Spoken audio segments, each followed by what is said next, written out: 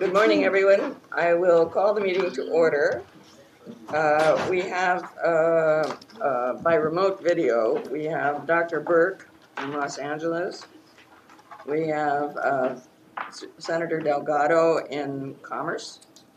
And we have Supervisor Rutherford in San Bernardino, Supervisor Janice Hahn in Los Angeles.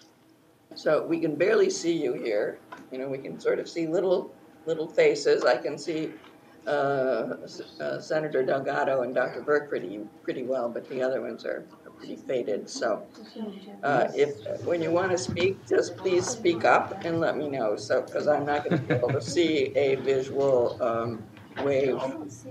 So you said Janice Hahn? Yes. You said Hahn. Oh, okay, Janice Rutherford, Supervisor Hahn is not on this committee. Yeah, she's not. No, okay, sorry. Do we have Councilman Buscaino? Good. Good morning. Okay. Oh, and Supervisor Perez is here, so we've got pretty much everybody on board. Okay. You have a Chadro on there, Supervisor Perez, I see. Oh my gosh, Very it festive. does. Yeah. It's a Chadro. Oh, nice. Okay. Okay, and Vanessa, we see you. Very big. Okay. All right, I'll call the meeting to order, and we will begin with our reports from our consultants in foreign lands. We'll ask, we've got your written report, so we'll ask you for the updates on your various reports. And first up will be Amelia Jenkins, from Cassidy and Associates. Good morning, Amelia. Good morning, Madam Chairwoman and other members of the committee. Thank you so much. It's good to be back in touch after a long hot August here in DC. Obviously, Congress is out of session in August. They have just reconvened. In addition to the report, I think everyone will be pleased to learn that the House passed a DERA reauthorization bill. It's just a straight-up reauthorization, but it certainly continues to pave the way for more DERA funding. I think that we likely will continue to see an appropriations of federal government funding process like we have in the past several years, which includes a number of continuing resolutions, either running through the end of December or up through March. But that remains to be seen, and I think the countdown is 9 more weeks of Congress before we get into the election season. So I'm happy to take any questions, but that's my brief report. Thank you. Any questions for Amelia Jenkins? Not seeing any. We'll move on to the report from Kadish and Associates. We have Mark Kadish on the phone. Good morning, Mark. Good morning, Madam Chair. Good morning, everyone. I'll just a brief recap and update. As Amelia points out, after a very brief 5-week recess, Congress is back. But before they left, the two things they did were kind of waive the deadline on the debt limit. They didn't change it. They just waived it till after the election. And they also reached a deal on new spending caps, which allowed the Senate in particular to go forward with their appropriations bills. They haven't passed any of the appropriation bills off the floor yet. They've done some in committee. The one, obviously, we're most focused on your behalf is the Interior Appropriations Bill, which is going to be marked up a week after next, and that includes, as you know, funding for things like 103, 105, DERA, Target Airshed grants, etc. So we'll continue to watch that, and obviously we'll be. It's good timing with your trip coming out in a couple weeks as well. So that is my short report. Thank you. Thank you very much, Mark. Any questions for Mark Kadish? Seeing none, we'll move on to Carmen Group, and Gary Hoitzman is on the phone with us. Good morning, Gary. Yeah, good morning, Madam Chair and everyone. My written report focuses on the developments within the executive branch. And I just have one or two quick little updates on personnel matters within the Environmental Protection Agency. We take note of the fact that Henry Darwin, who'd been acting deputy administrator since Andrew Wheeler was appointed a year ago, has now left Washington to take a job at the Phoenix office, the EPA Phoenix office, as associate deputy administrator there in the Phoenix office. And Doug Benevento, who'd been the Region 8 administrator for EPA and then took a senior counselor position in the administrator's office more recently, is now being named as associate deputy administrator. It's essentially a senior staff position in the administrator's office. And that means there is no deputy administrator of EPA or acting deputy administrator of EPA at this point. So I just give that little personnel update, and I'm happy to answer any questions. Any questions for Gary Leitzman? Okay. And we will move on to our state reports. First up, we have a report from Ross Buckley at California Advisors. Ross, are you on the line? Yes, I am. Good morning. Go ahead, please. Good morning. Yeah, good morning. Today marks the last day of session here in Sacramento for this legislative year. There's relatively light load of bills left on the final day. There's about 106 outstanding bills left to deal with throughout tonight. But because of the 72-hour imprint rule that passed a couple of years ago, there's bills that aren't eligible to be taken up until 7, 8, 9 p.m. tonight. So it'll probably most likely be a late night here in Sacramento, but relatively light bills, just waiting on those deadlines. Once all the bills have passed the legislature, the governor has until October 13th to sign or veto all the bills. That's his constitutional deadline. That's my brief report. Happy to answer any questions. Thank you. Any questions for Ross? Seeing none, we will move on to Gonzalez and Sons, and we have on the line Paul Gonzalez. Good morning, Paul. Can you give us an update on your report, please? Good morning, Madam Chair and members of the committee. Ross stole a lot of my thunder, being that it is last day of session. He's correct. There's a little over 100 bills left. There's about 28 bills on the Assembly inactive file that are eligible but most likely won't move. And there, on the Senate side, there's an additional 49 bills on the inactive file that, again, are eligible but most likely will remain there and become two-year bills. There are two bills that I just quickly like to update the committee on. The first one is SB 633 by Senator Stern. This bill was amended on September 6th. The original language required the Office of Environmental Health Hazard Assessment, we call it OEHA, to develop and implement a monitoring program to collect data on the Santa Susana Field Laboratory and the effects that it has on the surrounding areas.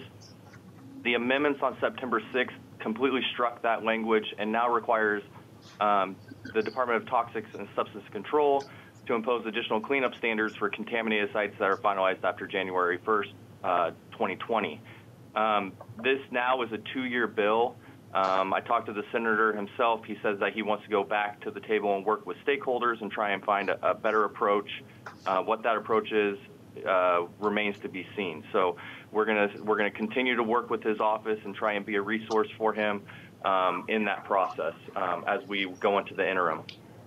The second bill I wanted to, and last bill I'll briefly update you on, is SB 44 by Senator Skinner. This bill requires CARB to update the 2016 mobile source strategy to include the deployment of medium and heavy-duty vehicles. This bill 2 days ago was passed off the Senate floor on a 30-9 vote and is now headed to the governor for his consideration. So with that, I am happy to answer any questions. Any questions for Paul on this? Well, I do have one question. Does the amendment of Henry Stern's bill mean that it is no longer focused on Santa Susana and it's more general for all toxic waste sites, or what? I think it's still very much focused on it. On Santa Susana. Yeah, well, it doesn't have a direct reference to Santa Susana anymore. It's more of a general approach. So that has actually our position on the bill, we would no longer have a position. We'd have to reassess the new content. Okay, so I guess we will be doing that in the next For the Couple 2-year hours. couple hours because it's going to be signed. It's a 2-year bill now, so. 2-year bill. Oh, it's a 2-year bill. Oh, okay. Oh, it was Yes, Madam Chair. Skinner's bill. It's a 2-year that's bill, going to and the I governor. told the senator that. I'm sorry, I didn't mean to interrupt. I had told the senator that we were happy to be a resource for him through this process and to be there to help him try and decipher what's the best approach. So Okay. I offered to be a resource, and he was very appreciative of that. Good, okay. Okay, thank you for that update. We have another report from Quintana Watson Hartman, and we have on the line Sean Henschel from that firm. Good morning, Sean. Good morning. Thank you, Madam Chair. Sean Henschel here. Again, same state, same thunder as far as stealing it. California is going to be here late tonight.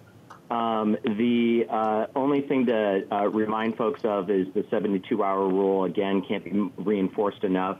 Just the fact that they are going to be working till late tonight, and then knowing that it does have the benefit of no last-minute surprises. Anything that needs to get worked on has already been amended, so there isn't going to be any kind of gamesmanship at the last hours. Gone are those days of late sessions, getting amends, and things along those lines. I know Philip Crabb is going to be speaking to a number of different bills, but the one that is probably making the most news is SB 1 by Pro Tem Tony Atkins. The consensus around it is probably that is going to become a 2-year bill. This is an attempt by California to block some of the federal rollbacks on environmental protections that have been happening. It's very, very political, and I wouldn't say that it's dying under its own weight, but there's so many different variables at play right now that it's very, very unlikely that it's going to be moving this year. So that's been taking a lot of our time. And there's a number of other bills, but I know that it's going to get spoken to. But happy to answer any specific questions on that one in particular, but then on process, again, knowing that we're going to be watching things until late tonight, and happy to keep people updated via email too. Great, thank you very much. Any questions for Sean? Not seeing any from here. Thank you all for all of your reports, and we'll be checking in with you periodically, and we'll see our Washington consultants in a couple of weeks. Madam Chair? Yes, go ahead. If I could add, if we could just make note of the request to South Coast AQMD to provide some clarification on other legislation. No, SB, is it AB 1299? and I'll be presenting on that. Yeah, okay, good. Thanks. Okay, good. I think we can move on now. So we want to get an update on our voting district authorization bill that we have moving in the Sacramento pathways. So Derek has a report on that, I believe. Thank you very much, Madam Chair and committee members. Just a real quick update. As promised, we're going to be coming back to Ledge Committee to update you on the status of our voter authorization bill. As you know, it's now been pulled. It's eligible to get out of committee or to be heard again in January, and it must get out of the House of Origination by the end of January. So we have a very short window to work with stakeholders, which we will be doing between now and the end of January to make sure that that bill does get out of committee. We'll be traveling to Sacramento again, meeting with stakeholders as well as meeting with stakeholders down here at the local level. At this point, that's the only update I have. If there's any questions, I'm happy to answer them. Any questions for Derek? Not seeing any. Do I need to ask for, is there anyone in the audience who wants to comment on this? I think that is the next thing. Anyone in the audience want to comment on this item? Not seeing anyone jumping forward here, so. Madam Chair, yes. the agendas now for the committees do provide in a written notice at the beginning that people should fill out a register. card if Okay. they want to comment. So That's good. don't That helps. remember with every item, at least it's covered. That helps me remember to ask too, Yeah. if there's a card in front of me. Okay, thank you. And thank you, Derek, for your report on that. Now we will get an update on the latest things happening up in Sacramento and I guess in the federal government as well, if there's something there. And Philip is going to give us that report. Thank you, Philip. And Denise also? Right? Yes. Denise may also help with that report. Thank you. So good morning, Madam Chair and committee members. Following is a brief update on various bills that South Coast has taken positions on, as well as those that we've engaged on during the legislative year. We'll just touch on a few, but one is SB 1 Atkins that was mentioned earlier. Essentially, this requires CARB and other state agencies to act generally through rulemaking if federal standards are weakened to be less protective, including those related to air quality. So the district had a support position on this bill, but is currently seeking amendments to clarify that local air districts, rather than CARB, are the primary authority regarding stationary source rulemaking when there's backsliding on relevant air quality-related federal laws. The bill is currently pending in the Assembly, and it sounds like it's going to be turning into a 2-year bill. It's been a lot of back and forth and some late opposition that they've been dealing with from the water folks. SB 210, LEVA, that requires CARB to develop and implement a program for the inspection and maintenance of heavy-duty vehicles. The district has a support position on the bill, and we were earlier in the year able to secure an amendment exempting zero-emission vehicles from the program as requested. The district is currently seeking an amendment allowing penalties from the program to be used to assist local districts in terms of mitigating heavy-duty truck emissions, with monies distributed based on the origin from when the penalty originated. And that bill is currently pending in the Senate. Then there's SB 216 by Galgiani. And this bill would, until January 1st, 2023, add a used heavy-duty truck exchange program as an eligible project under the Carl Moyer program. So prior amendments ensure that this truck exchange program is remaining optional for air districts. The district has a support if amended position on the bill, and we were having successful and productive conversations with the bill's sponsor, the natural gas folks, in order to secure additional amendments. However, the bill remained on the suspense file in the Assembly Appropriations Committee and is now a 2-year bill, so we'll continue working on that. Then as Mr. Nasty was referring to earlier, there's 2 bills that are like late gut amends that were happening. AB 1714 by Aguiar Curry. This was a last-minute gut amend that happened 2 weeks ago, sponsored by the wine industry. And this is the folks that they tried this again previously last year, this late session tactic. It would essentially require, among other things, air districts to make various findings when they adopt a rule or issue a permit requiring air pollution control technology on wine fermentation tanks, including the control equipment, so that it doesn't affect the quality, style, or marketability of the wine. So South Coast is working with CAPCO, who is officially opposing the bill. However, we've heard that this bill is now a 2-year bill, so we'll be continuing on probably in January. Then there's the last one that's also got an amend. It happened on Monday, actually, so it just happened recently. It was AB 1299, referred to earlier by Assemblymember Salas. This bill would exempt petroleum refineries located in the state with less than 3,000 people living within 1 mile of the facility with a crude oil capacity of not more than 55,000 barrels per day from state statutory requirements to install and operate community air and fence line monitoring systems by January 1st, 2020. So the South Coast is also working with CAPCO, who officially opposes the bill, and this bill is currently pending on the Senate floor, and I think we have staff going out there to provide technical assistance in that process. And that's my report. I'll turn it over to Denise. Okay, great, thank you. Any questions for Philip? Oh. Oh, I'm sorry, Denise. Okay. We'll go to Denise and then we'll ask for questions. Go ahead, Denise. Well, good morning, Mayor Mitchell, members of the committee. I'll be providing a brief summary on 3 bills that we took positions on during this legislative session. One of those is AB 142 by Assemblywoman Christina Garcia. It would increase the lead acid battery fee from $1 to $2 and continue that fee indefinitely. And then the monies generated by that fee would be deposited into the cleanup of contamination caused by lead acid batteries throughout the state. We are in support of this bill, and it's now headed to the governor's office. AB 836 by Assemblymember Wicks would establish a grant program. There is no appropriation for it currently to provide funding to retrofit ventilation systems, clean air centers, schools, recreation centers, senior centers, and then those would be accessible to the public in the event of a wildfire or other smoke event. We are in support of the bill, and it's headed to the governor's office. There's been no opposition. And then AB 1500 by Assemblywoman Carrillo is now a 2-year bill, and that would have given local health officers the authority to shut down a facility in the event that an emission poses a risk to public health and safety. We did have a support with amendment position on that bill, which was amended to not restrict our authority or limit our authority in any way, and that bill's now a 2-year bill. Okay, Any good. questions? Any questions for Denise? Any questions for Philip on his report? All right, we will continue to watch what gets signed and what doesn't, and I guess we're going to be back on board in January when these 2-year bills start coming back to us. Okay. Okay.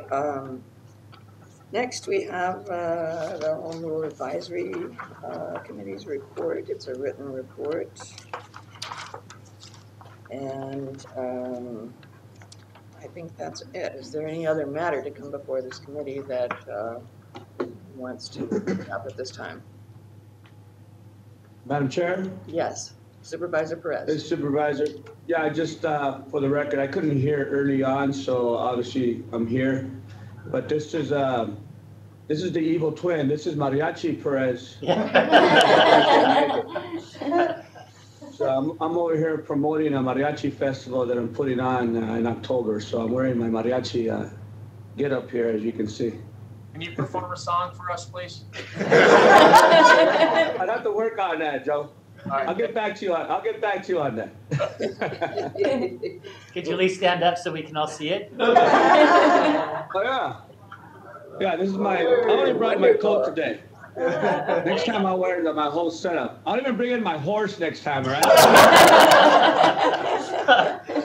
It looks wonderful, and we hope you have a great time with this mariachi festival. It sounds like a party we want to come to. So, thank you very much. You're all invited. It's gonna be in October. You're all invited. I'll let you know. I'll get you the info. Great, thank you. Any other business to come before the committee? Seeing none, the next meeting will be. Is there any public comment in general? Yeah.